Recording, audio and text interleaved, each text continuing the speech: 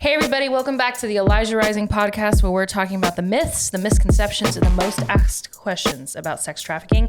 I am not your host, Adam Cheney. He is out today. So my name is Sam Hernandez. You've probably seen me on the podcast before, mobilization director with Elijah Rising, and I am so honored to be joined by our communications director, David Gamboa. Glad to be on the show, finally.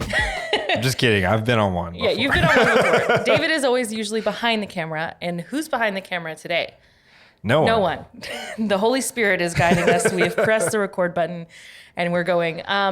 Today's episode is all about, you found out about sex trafficking, now what? Because we realized that recently there's been this huge spike in stories, attention, awareness about sex trafficking, which is always great. But it kind of leaves people wondering, what next? So we want to kind of walk through that process and also share, you've heard my story, but kind of how David got involved with sex trafficking. What was the first time that you heard about this issue? So the first time I heard about sex trafficking was at an Elijah Rising event. So I was a youth pastor in Sugar Land, and I had like student after student come to me and tell me about how they were addicted to pornography, and they were sharing like they were, on these video games, and like ads would pop up that would lead them to porn sites. And so I was like, how can I help them?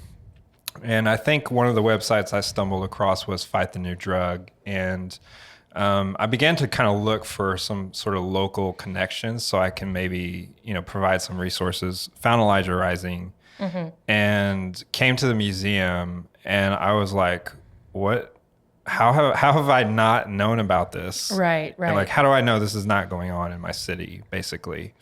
And so that kind of started my journey into anti-trafficking work. Yeah, and it's funny because I at the time was working for Elijah Rising since right out of college, and I remember meeting David at our like college freshman welcome days, and he didn't end up going to HBU. Too expensive. So he came and then he left, but I guess we were Facebook friends for some reason. I don't even remember talking to you. Yeah, we became Facebook friends, and I just remember one day he called. He's like, "Hi, my name's David," and I said, "Oh, this is Sam. How can I help you?" If you called Elijah Rising, you've probably heard that. "Hey, this is Sam and Elijah Rising. How can I help you?"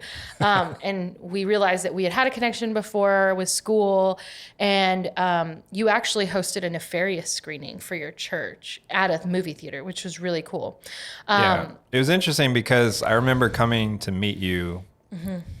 And my whole idea was like, I'm going to get my church involved. We're going to, begin to go into these brothels and begin to help people.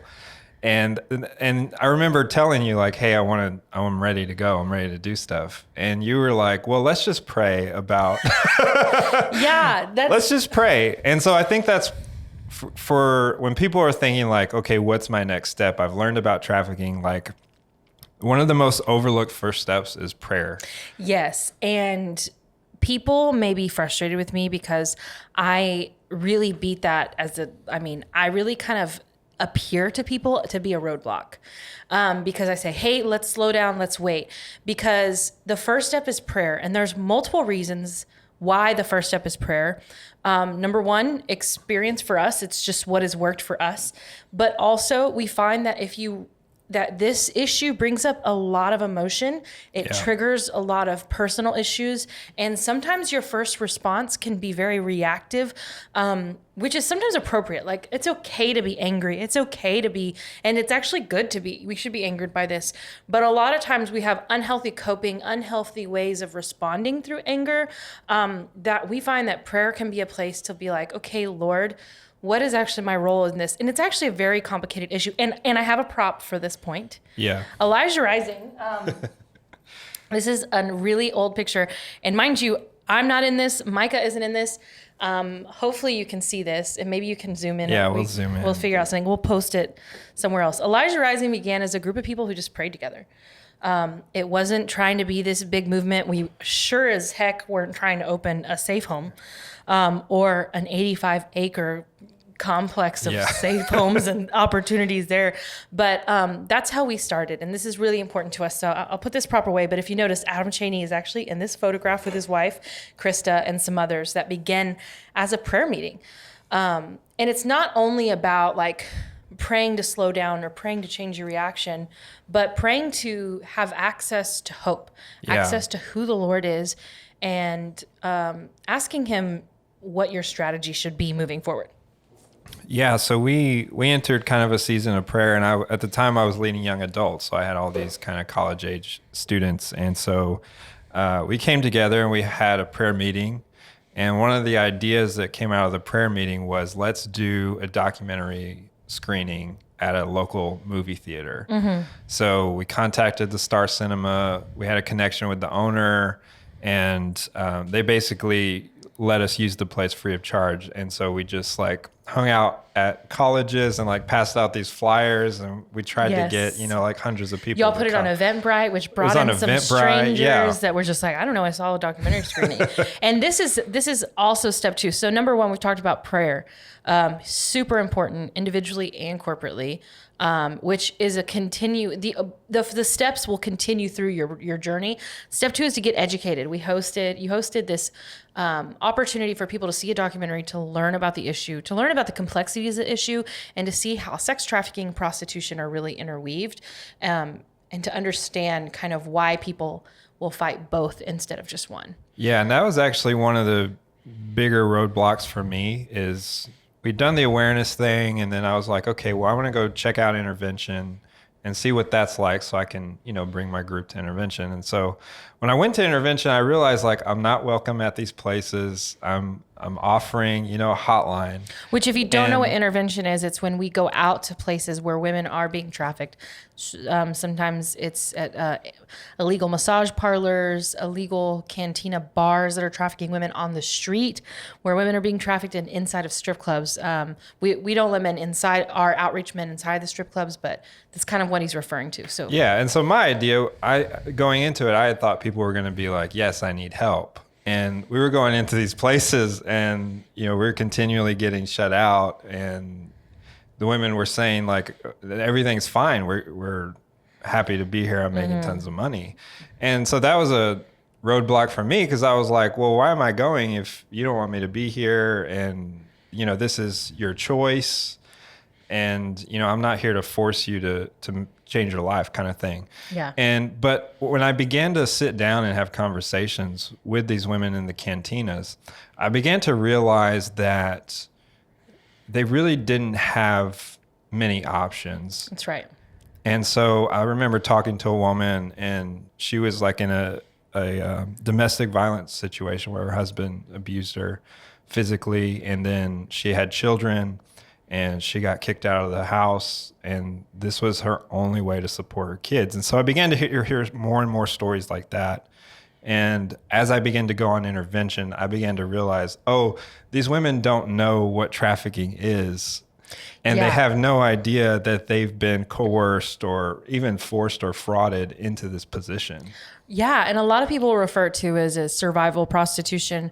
So they have a choice between not feeding their kids or being in prostitution, which involves an immense amount of physical harm, emotional harm, in ways that in a brutality that I can't describe, that does justice to how intensely difficult those situations can be. And it's like, that's not a choice. It's a product of a lack of choice. And when someone has just learned about sex trafficking, and which is one of the reasons why we made this podcast, it's like, how do you explain what they're seeing? How do you explain complex trauma and PTSD? It's a huge issue. And it's also something that, I've been doing this for 7 years, and like, I'm still learning every single day. There's so much more that I don't know, because it's not just about, here's the formula XYZ. It's about a world of exploitation and different people with different traumas and different stories. And it is person to person. So you have to get educated, and you have to learn. And one thing I think too is people, they want to know, how do we fix this? What do we do? What do we do? Aggressively, like, what's the answer? And it's not that simple. That's like, these complex issues can't just be fixed by money and some attention. Like, they have to be slowly, systematically. And at the end of the day, we know that Christ is the answer. The kingdom is the answer. People adopting the widow and the orphan and covering those who are vulnerable. It's such a bigger thing that we need to know. So understanding the issue it creates empathy, it creates compassion, and it helps you like have a grid for like what you're seeing when you're on outreach, when we're raising money for survivor care. It makes those things make a little bit more sense. Yeah, and I think that's why people maybe feel overwhelmed when they begin to get involved with this issue, is that they begin to kind of dissect all the layers to it. And now it's no longer like, well, we just need to do this one thing. We just need to open safe homes and then we'll end trafficking. Yeah. And as you begin to peel back the layers, you begin to see more and more pieces that need to be filled. There's more gaps. Yeah. And you begin to feel overwhelmed. Yeah, you begin to feel overwhelmed. And there's also too, with how deep and dark this issue is, you can also fall into what I would call an investigation rabbit hole, which is not a healthy place. That's good. I have fallen into it, and it actually created a really intense like trauma response in me, where I was like obsessed with digging deeper to finding out links between back page ads to find out what pimps were selling what girls and what Instagram accounts, and kind of the quote unquote conspiracies of which, like, some things are real. Like, there is organized crime, there is those things, but you have to get to the point of saying, is this helping me understand the issue, or is this scratching some weird self-righteous predatory type itch that I have to feel like I'm making an impact? And some people are like, that's their calling, is to be like a PI, to work with law enforcement, to be in investigative journalism. But we're not all called to that. And if you jump into that thinking like, I'm obsessed with the information, I got to get the truth out, it can be really damaging to your mental health. And sometimes you can find that you're giving all this energy to something that's not helping anyone. It's not information that can be used in court. It's not information that's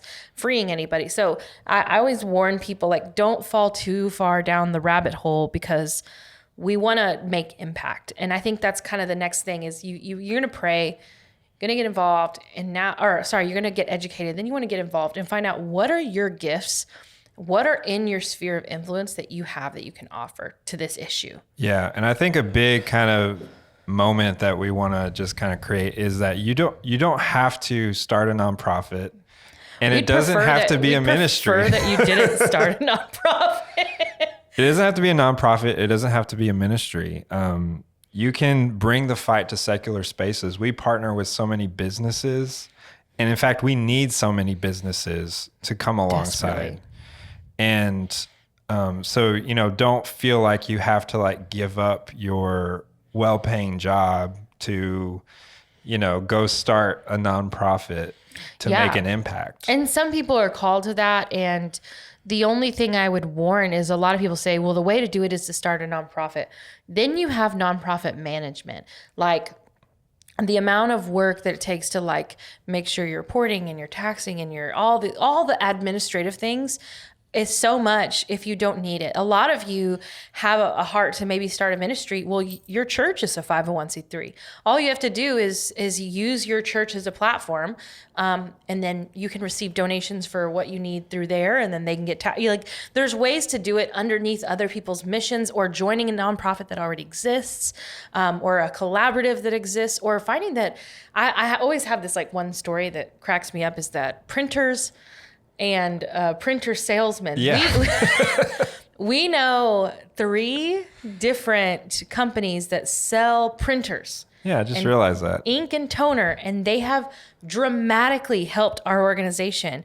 Number 1, Secor, they are actually a nonprofit printer company that sells ink to help save lives. Number 2 is, and these are free shout outs. You could be a sponsor to our podcast, but these people are getting Document free. Works. Yeah. Document Works with Lewis. Yep. Yeah. Who they help us with printed materials for our program. They help us with all kinds of printed everything. We have a printer from them. And then Neurolog, which, oh my God, Neurolog, amazing company, Incredible. has given us like free, like thousands of dollars worth of free labels and an actual printer itself, and then replace the printer for our candle labels so that we don't have to pay for labeling in general. So that's like such a niche skill that someone would think, well, I sell printers. I'm the Dunder Mifflin of companies. Like, what can I do to help? And so don't belittle that, because those people have helped us drastically. Yeah. And if you're listening to this podcast and maybe you're at work right now and you're working at a desk and you're thinking, man, I wish I was just like Sam and David, like they're fighting trafficking and doing all this really cool stuff. Like in your space, you can make an incredible impact. Yeah, you could. And we're just going to rattle off some ideas. We'll have a session. We call this burstiness. We're like, okay, we're just going to make some room. Like if you work for an HR company, you can help people write policies for zero tolerance to say, our company will not support the sex industry through entertainment for our clients. We've seen that with oil and gas companies. If you are a teacher, you can initiate education and prevention programs within your schools. Yeah, if you manage apartments, you can, consider leasing to women who have survived trafficking, who have records, At a reduced prostitution. rate. Yeah, at a reduced rate. Yeah, if you work at any kind of childcare, providing affordable childcare for single moms who are survivors of human trafficking. If you're any kind of professional that would consider hiring survivors as well as mentoring them in your trade, in real estate, in, accounting, finance, anything, literally anything. There's women who have so many different dreams that we're always looking for people to connect them with that have been in that industry. Yeah, if you sell used cars and you have some cars that you can donate to women who are graduating restoration programs. Elijah Rising always needs cars. we always need that Corolla that you're trying to upgrade from. Give it to us and get yourself a Range Rover. You deserve it. Yeah. You deserve it. If you're a marketing agency and you have a local nonprofit near you, maybe your employees could volunteer some of their time to help develop a marketing strategy for a nonprofit. That was very pointed, David. Are you asking for a marketing company? Yes, we're always accepting help. Yeah. And so there's so many different ways. So don't belittle what gifts you have, and one of my favorite things is someone says, well, I'm just a stay-at-home mom. Like, what could I do? And I'm like, oh my gosh, you're a mom. Like before I had children, I used to tell people I taught the first grade for 3 months. 3 months. I couldn't do it anymore. I couldn't. And I remember the rage and the fury that was thrown at me when I didn't turn in their first graders' homework on hedgehogs to tell them that what grade they got. And I'm like, man, that protective, loving, intensity, if we have that within us, we can do anything, moms. And we have so many testimonies of these little moms prayer groups getting started. And 4 people, 5 people. Completely changing the landscape of their communities as far as where brothels are being shut down and women are actually being helped, and even helping take care of the children. Yes, it's huge. So do not belittle what you have and where you're at. Okay, we're going to take a brief break, but after this, we're going to continue talking about what you found out about sex trafficking. Now what? See you in a moment. You are cordially invited to the Elijah Rising Gala on Saturday, October 17th. We are honored to once again collaborate with AD Players to bring you a powerful theatrical production. This year, things are going to be a little different. Since we can't go to the theater, we're bringing the theater to your home.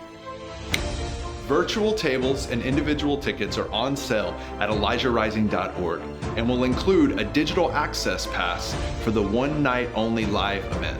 October 17th will be the premiere of a brand new collection of monologues based entirely on testimonies and experiences from our partnership with you to end sex trafficking. Our hope is to connect you with the work that you empower, because we're seeing so many moments of community mobilization, safe housing, and therapeutic care. However, we believe there are so many more to come, which is why we need your support now more than ever. We look forward to sharing these powerful stories and testimonies with you as we continue the work of ending sex trafficking through prayer, awareness, intervention, and restoration. Welcome back to the Elijah Rising podcast. Again, it's not your host, Adam Chaney, but I do want to say that I did bring a picture of Adam because we miss him so much. Yeah, this is our special shout out. Special shout out to Adam Chaney, our wonderful host, founding member of Elijah Rising. We found this picture on his mom's Facebook and we put it in this frame, and he's going to hate us so much for this. We're just going to leave him right here for the rest of this. So what we were talking about is you found out about sex. Distracting, actually. Okay, yeah, let's take it down. He's just so handsome in that picture. We don't want people to forget what we're talking about. Okay. You found out about sex trafficking. What do you do then? Been talking about getting involved. One thing I wanted to mention was that when I first got, I mean, have you been seeing like a ton of social media posts about sex trafficking? Yeah, and we've been getting so many calls. I think our phone is like ringing every hour, Yeah. with people that are, they have questions and they just heard about it from a friend. They saw it on Instagram. Saw it on Instagram. Saw it on Facebook. Yeah, even in the news. Yeah, and I remember when I first got involved, like 20-year-old Sam trying to fight sex trafficking, doing a lot of outreach. I was very judgmental, and maybe you felt this. You, the audience, have felt this way before. You kind of see someone post like a red X on their hand or share a video, and you think, well, what are you doing? You're just sharing. You're just tweeting about it. You're just Instagramming about it. You're not making a change. That doesn't help anyone.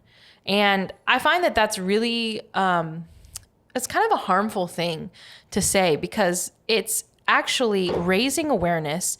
And like anybody getting involved, everyone has a sphere of influence. If they're going to use a little bit of it to shine a light on human trafficking, good for them. And we shouldn't like downplay that, right? Yeah. And we really have a long ways to go in educating kind of the public about what sex trafficking it is. And for some people, I mean, they might not have ever even heard the term.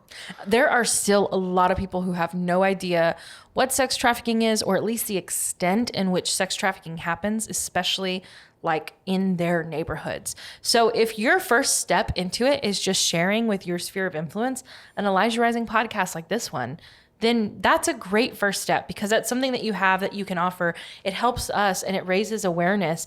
And what could happen is you could share this podcast with a friend that maybe is looking for somewhere to plug in or somewhere to donate, and then they could go and support survivor care, and you used your sphere maybe where you weren't able to, and it can affect change. So it does do something, and we shouldn't judge, how deep someone gets involved versus how little someone gets involved, because at the end of the day, we're all on the same team. Yeah, definitely.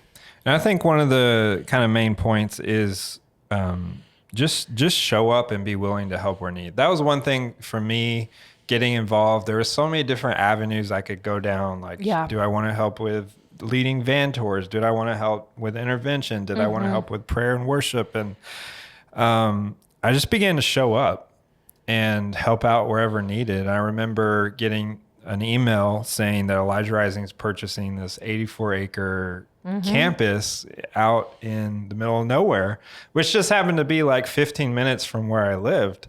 And so I was like, well, this is like right in my neighborhood, so I'm just going to go volunteer and help out wherever they needed. So I actually started gardening in the... You did a lot of things. I worked in the garden. You gardened and you painted? Painted. Yeah, we actually... I got my church together and we raised money to fix one of the roofs. Yeah, like the I don't know. I don't remember what it was, but it was one of the first like construction projects on the property. Yeah, and I mean, you picked up a paintbrush. You were willing. You helped fix a fence with us.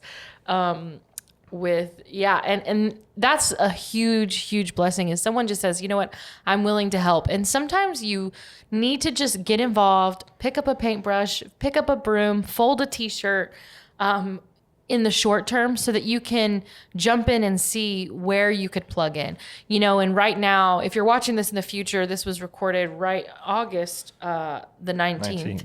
And we're in the middle of the COVID pandemic, and our volunteer opportunities are extremely limited.